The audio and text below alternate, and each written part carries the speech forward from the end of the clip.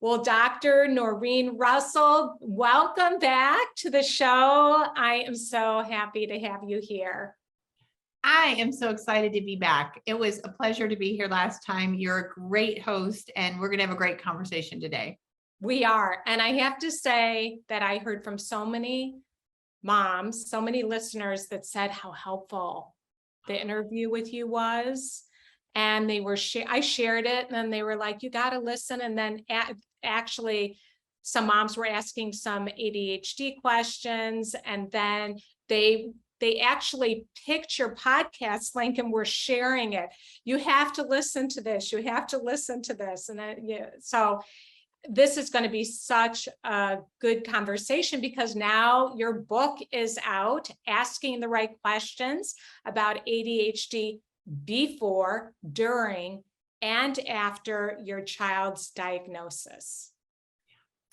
Well, hopefully they'll find that to be just as helpful. You know, we're the same. We just want to help. We know how lost it can be, to have this diagnosis. And often this diagnosis comes with another diagnosis. And it's just so important to provide parents and caregivers. And eventually my goal is going to be teachers with what can we do to really help these kids who they're not lazy, they're good kids, they have such important strengths. And we need to start looking at it from a brain perspective, not from a behavior perspective. I love that. We'll get to that because I think we need to talk a little bit more about that as well. But I want to say what I like so much about your book is how easy it is to read, how you ask so many of the questions that moms are asking that I was asking all those years ago before very many people knew anything about ADHD, working with parents as kids are diagnosed with ADHD and they're terrified. They don't know, well, even before the diagnosis, they're scared to get them tested. So I do want you to start though with why you wrote the book. Let's start there. Okay. People have said to me for a long time, you should write a book. And I have always thought of myself, I'm a practitioner. That's what I do. I take information, I can translate information. I'm really good at taking complex information and distilling it into, do you get this? Do you understand this? Do you know what the next action step is? I just really didn't think that I had anything to say that would be worthy of writing a book. I never felt like, oh, I need to write a book. I want to be an author. But over the last several years of being in practice, you know what's happened? What happens is we do probably 4 or 6 intakes a week, more or less, but about that. And we see 125 students right now a week at the practice. And I found myself answering the same questions over and over and over again. And I found myself telling parents, ask the doctor this question, ask school this question, ask your pediatrician this question.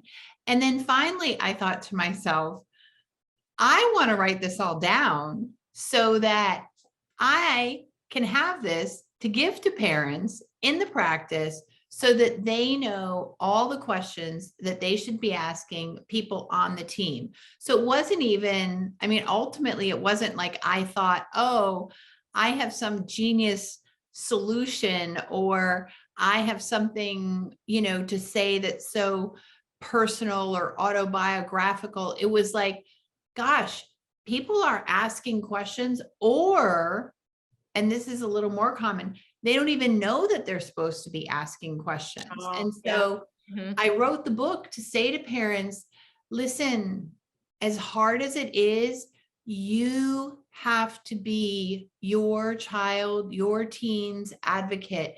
You might not want it to be that way. It might feel really hard. You might be used to just doing what the doctor says or trusting school, but it's you're the advocate. And so I wrote the book and I hope that it empowers parents to be the advocate that their child or their teen needs. So that's why I wrote the book. Yeah, I love it.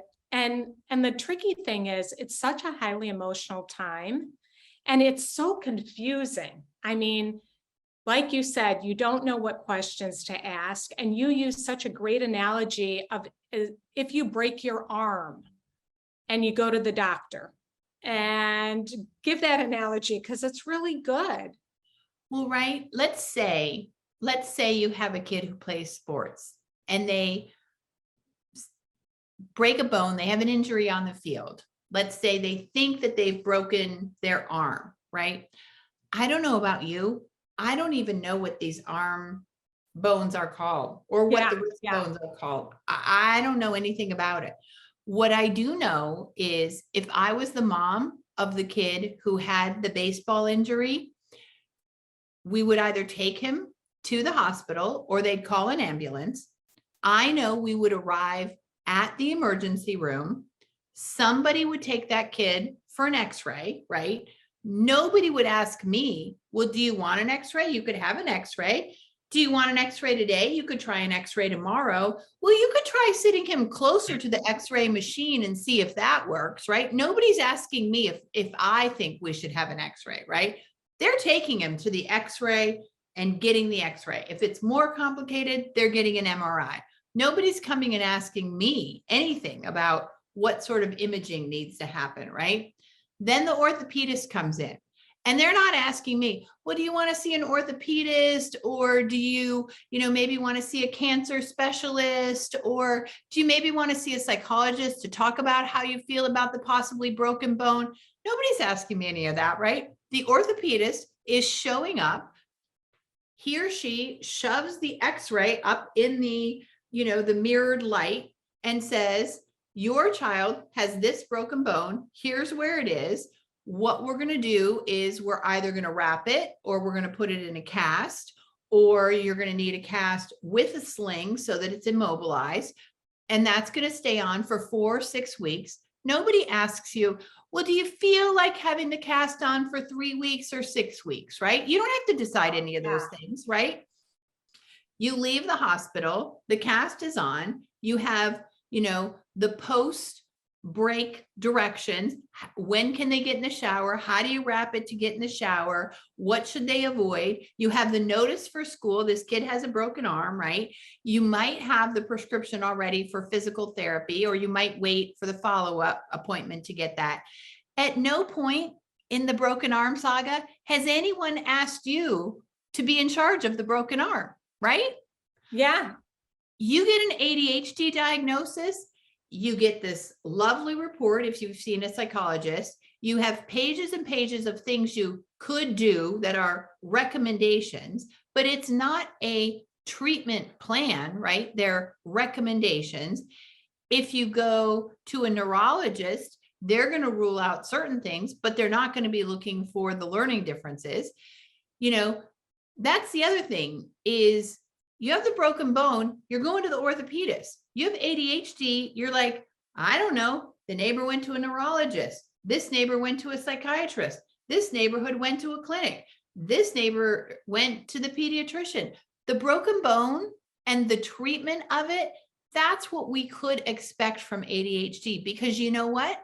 There are actually treatment logarithms. There are best practices with ADHD, but I'll bet you most parents have no idea that there are actual scientific best practices for ADHD other than, well, you could put them at the front of the room. Well, you could get a 504. You could have a medication consultation.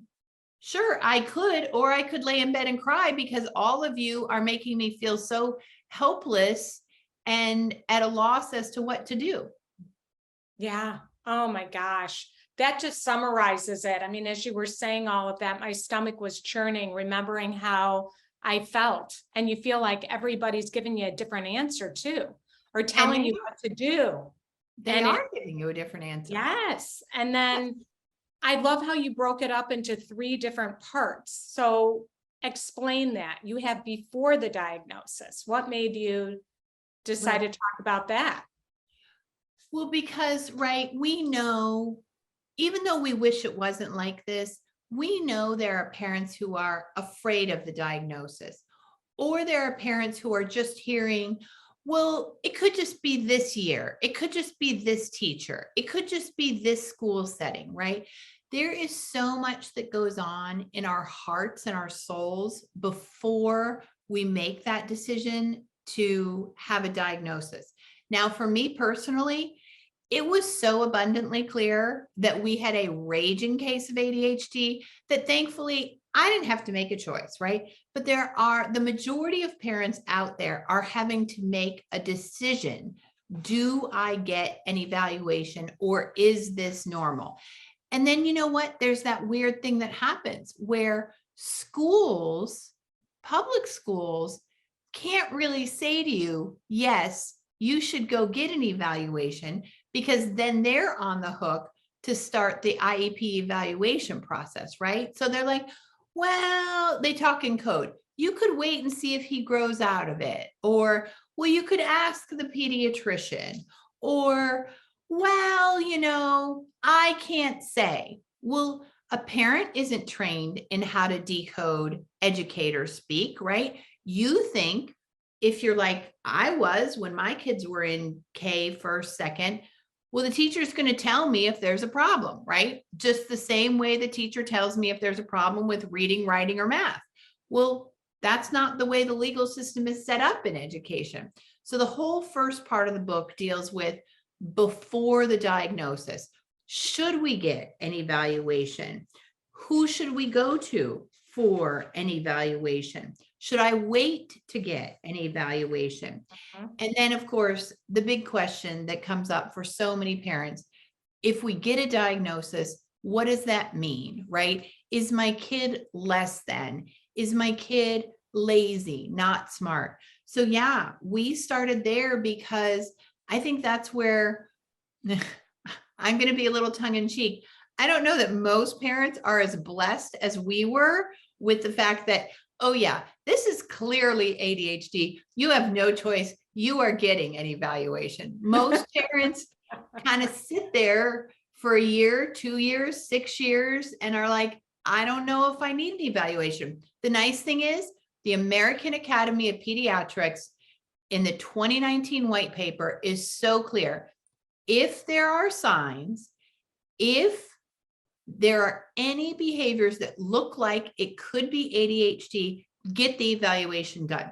The same way you would with glasses. If you're not sure if your kid can see, you don't wait 6 years and think, well, maybe they'll be fine. You go to the eye doctor, you get the evaluation. ADHD needs to be exactly the same way. If you're seeing symptoms where this could be ADHD, then you go get the evaluation. The science is very clear.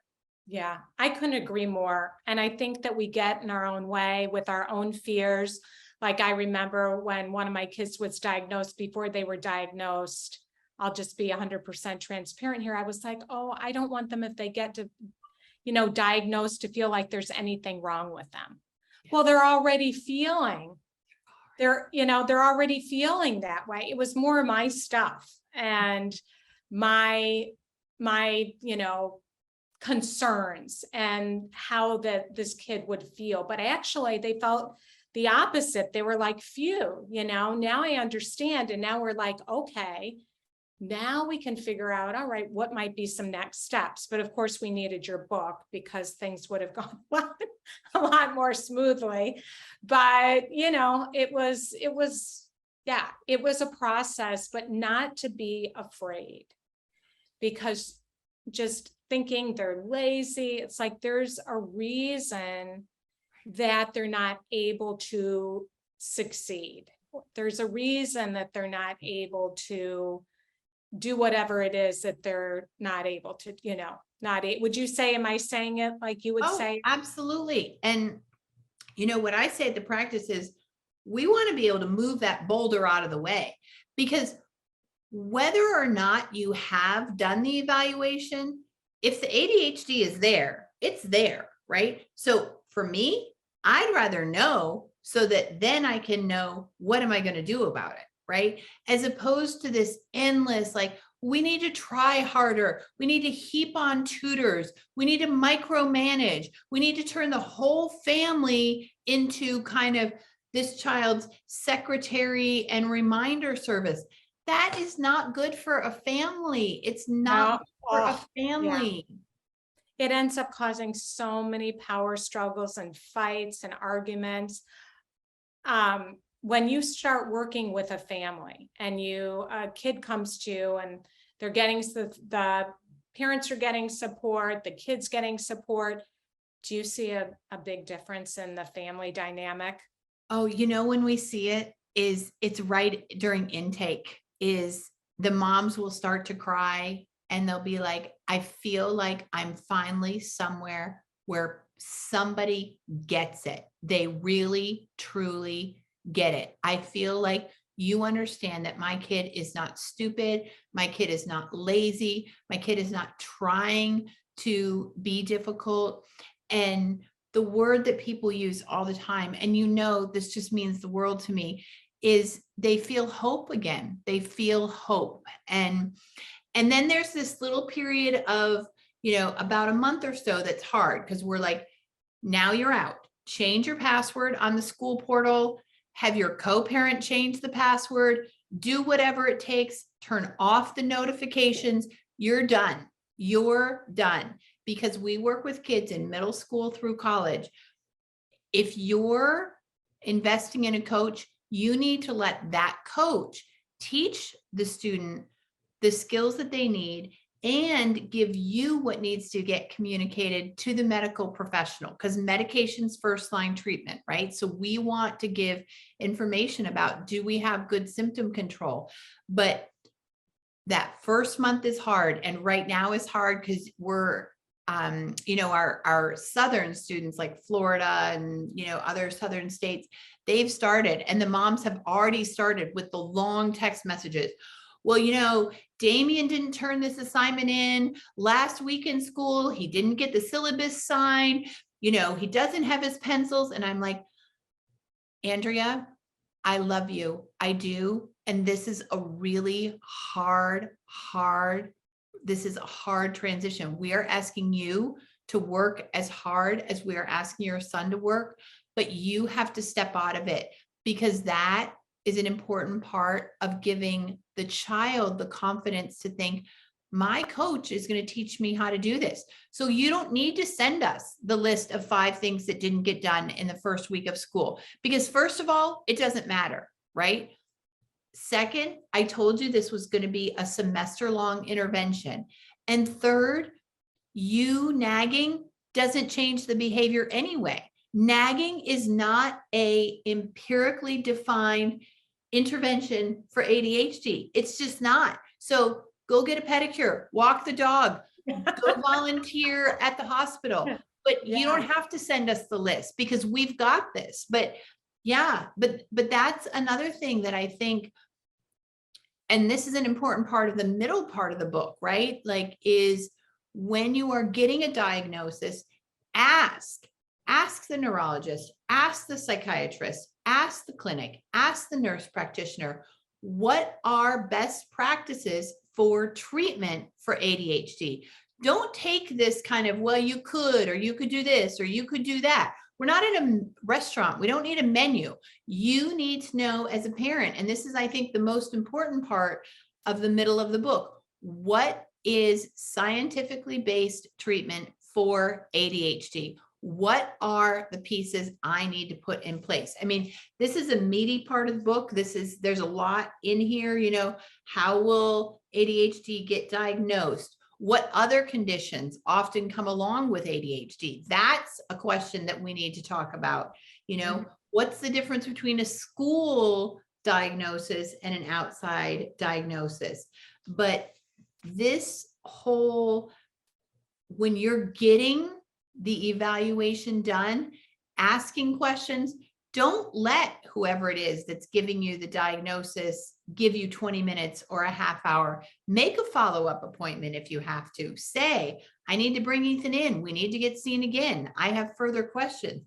But I would say out of that middle piece of the book about the during, one of the most important things that people don't know is that somewhere between 30 to 40% of kids only have ADHD. The other 60 to 70% have something else: anxiety, depression, autism, a learning difference, tics. And you have to ask that question. So we're evaluating for ADHD. And if you're at the psychologist, they're going to do a pretty comprehensive evaluation. But you have to ask that question. What other things commonly come along with ADHD? What happens to a kid who has a learning difference and ADHD? How do I handle that? You know, looking at that specific child or teen. What about the kid who has a high IQ, a low processing speed, anxiety, ADHD, and sort of a personality trait of being a little bit rigid?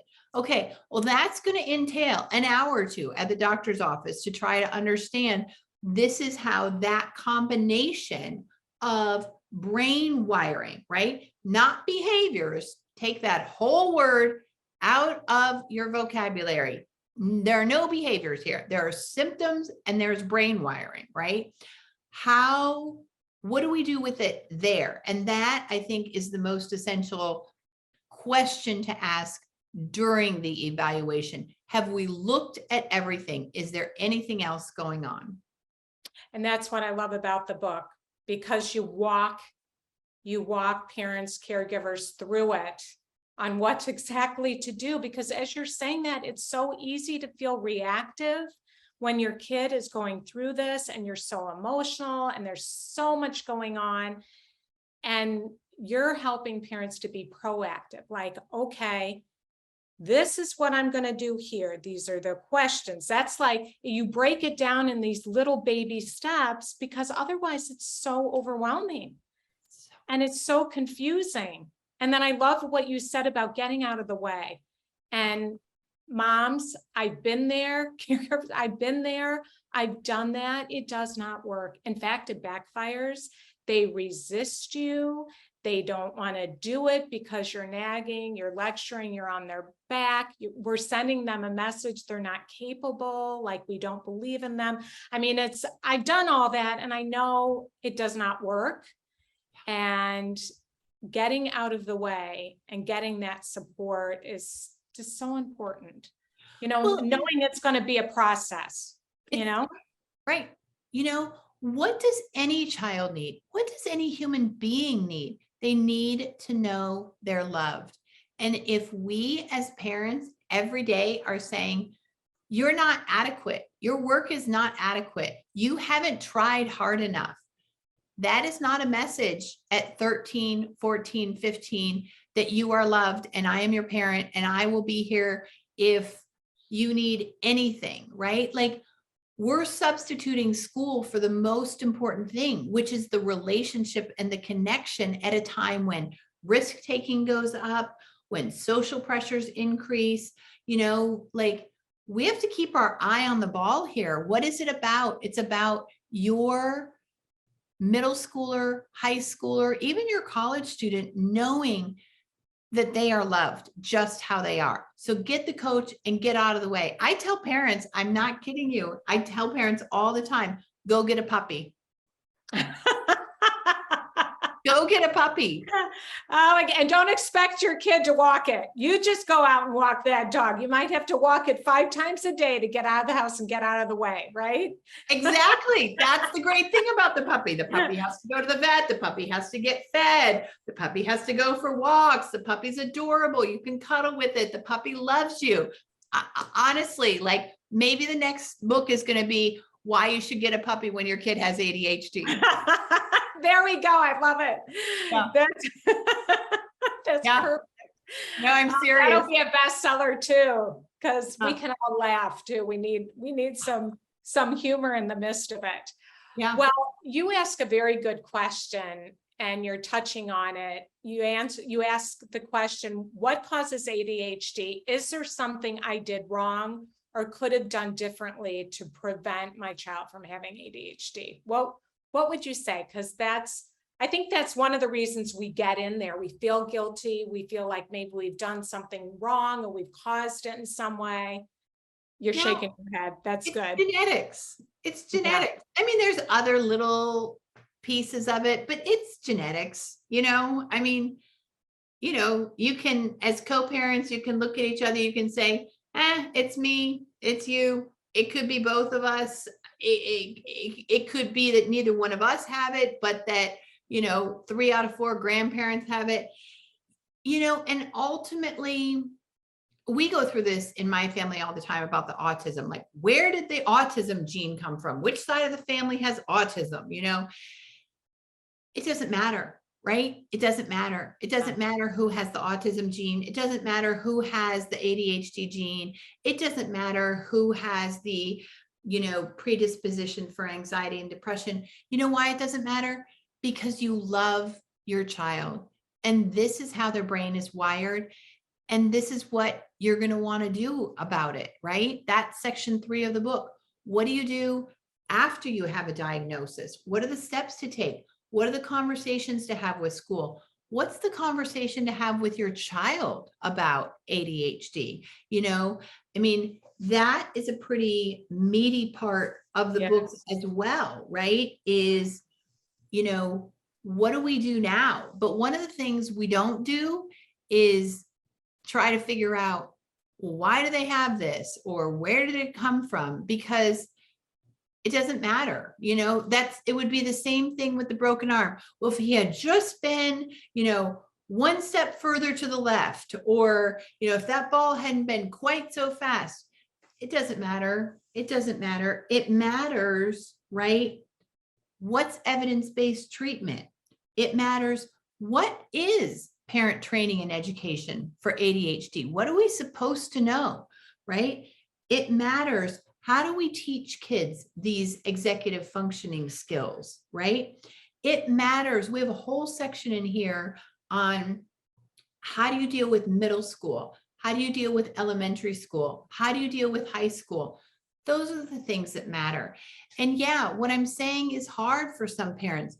Put your own stuff away. See a therapist, join, a parents group. But when you're being your child's advocate, there's not space in that arena for your stuff about shaming and blaming and feeling bad, because what you're called to do at that moment is to be an advocate for your child, and there's no one else that's going to do it. And that's why you need to know, what are the questions to ask before, during, and after. Yeah, it's so good. I think when we're on, when we're sad, when we're scared, we tend to ask the why question. We're looking for blame, to blame, to like discharge that pain somewhere. And it's just not effective. It doesn't matter. And what? Every question you ask was what? Well, okay, what am I going to do to support my kid? What am I going to do to love this kid well and be able to get out of the way and appreciate their strengths? And help them develop those strengths, rather than focusing on what I wish was different, why it's not different. Right. Because, that just takes us down a rabbit hole, and we can have those feelings, right? Yes, and we will. Yeah. Right. And that's the place for parenting groups. That's a place for therapy. That's a place to find a buddy who has the same experience, but those are not the questions to be asking at the doctor, at the IEP meeting, at the nurse's office. That's when you need information. And the beautiful thing about focusing on the scientific information is that when you get deep enough into that, what you learn is that kids who are treated for ADHD, their outcomes are great, right? Mhm. It's the untreated kid with ADHD that we worry about. And so, I don't know, I'm so old. Remember that the more you learn, the more you know something. I was some old. Yeah. I can't think of how it goes, but in this case, the more you learn about the science of ADHD, the better you feel about the decisions you're making, the better you feel about the fact that Yeah, we now understand medication is first line treatment. Yeah, we now understand we have to advocate at school. Yeah, we now understand that our kid might need a professional to teach them these skills, you know? And the best thing that you learn is with treatment, your ADHD kid is going to grow up to have a bright and shiny future, just like a kid without ADHD. And that's what the science tells us. And when you get to that point, then you're like, oh, okay, I learned enough. I know enough now because my kid is going to be okay.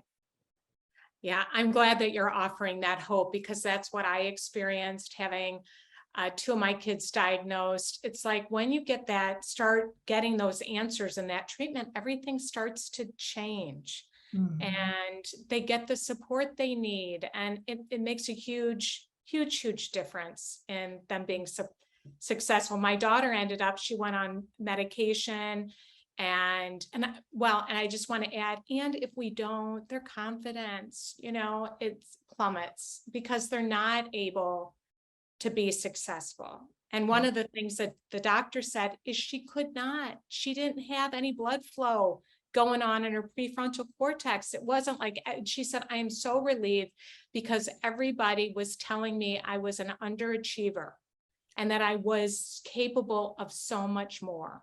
And she was actually kind of mad. She's like, now it makes sense, so people were the teachers, like, you're capable of so much more. And she ended up in college. She was tutoring college students that had ADHD in English, because she's an amazing writer. And, that was just so exciting to see her thriving. Right. And so, yeah. Oh, yeah. Well, and it's interesting. I don't have ADHD, but on the same lines of the underachiever and feeling like you're not achieving your potential and getting that feedback all the time. So I grew up in Michigan and the school cutoff was September 1st, like it is many places. My birthday is August 30th. Okay. You can't possibly be any younger in a class grade unless you're August 31st. Do you know what feedback I got the entire way through school with a gifted IQ and good grades? She doesn't live up to her potential. She doesn't live up to her potential. She doesn't live up to her potential. You know what that was? Social and emotional and intellectual immaturity. Sure, I was a genius. Didn't make any difference. I was the youngest kid in that class. There were kids who were literally a year older than me with September birthdays. They were living up to their potential, right? But I grew up with that same message. She's not living up to her potential, not because of ADHD, but because of age. And it feels really bad. That's still how I think of myself in some ways, is you're not living up to your potential. Yeah, I have that too. And that's, those limiting beliefs that it's so hard to shake when you're an adult. Right? Yeah. So let's Yeah. avoid the whole thing. And look at you, you're a doctor. Look at this thriving business, an author, speaker. I mean, and we can still feel that way, not living up to your potential.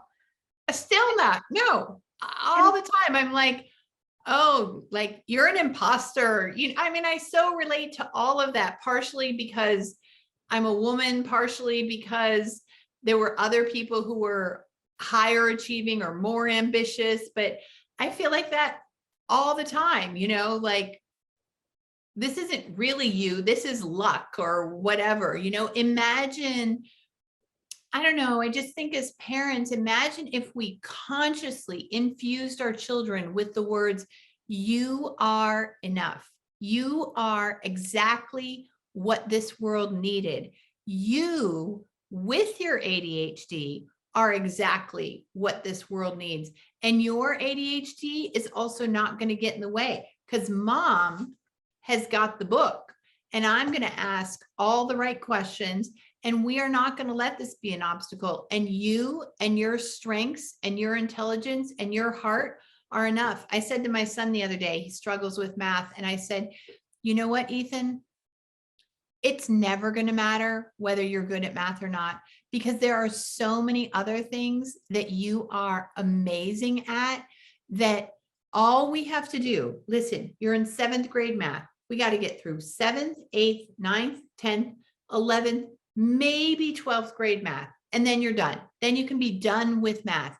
And all you need are C's in math, because your life, your gifts are not math, but you have so many of them. You're going to do a million amazing things. So don't beat yourself up over the math. And he kind of looked at me. He's like, but mom, you expect me to get an A. I'm like, I do kind of expect you to get an A because we have a tutor and because you can do it right now. But honestly, in the end, the conversation I want you to remember having is you are enough just the way you are. And I think that's the message all of our kids need to hear, but especially our kids with ADHD, with autism, with ADHD and autism and anxiety or dyslexia, is we need to look at them straight in the eye and not say, you didn't turn this in, but rather you are enough and I love you how you are, and you are going to be a raging success. Oh, so beautiful. I just love it. And it's focusing on their strengths, not their weaknesses. Mm-hmm. Yeah. And that message that he got, what a huge, difference that is going to make in your son's life, that he's getting that message from you. And because you're working with, I don't know how many over the last 20 years, thousands that you've seen, how that's what they really need. And I know that just the listeners are going to feel so encouraged by that. I hope so. Yeah. That's what we care about at my practice. And I think it's why we've grown. We've grown primarily through word of mouth. We don't do really hardly any advertising. We have very little social media, but psychiatrists recommend to us, friends recommend to us, and that's how we've gone in 14 years from being just me to the largest student coaching practice in the country, with a specialty in these, complex kids who not everyone gets them. Yeah. Yeah, and you're opening our eyes. So before we end, I have one more question, because this comes up all the time with my moms in the support group that I have. Their kid is resisting getting support. They want to get them coaching. They want to get them help.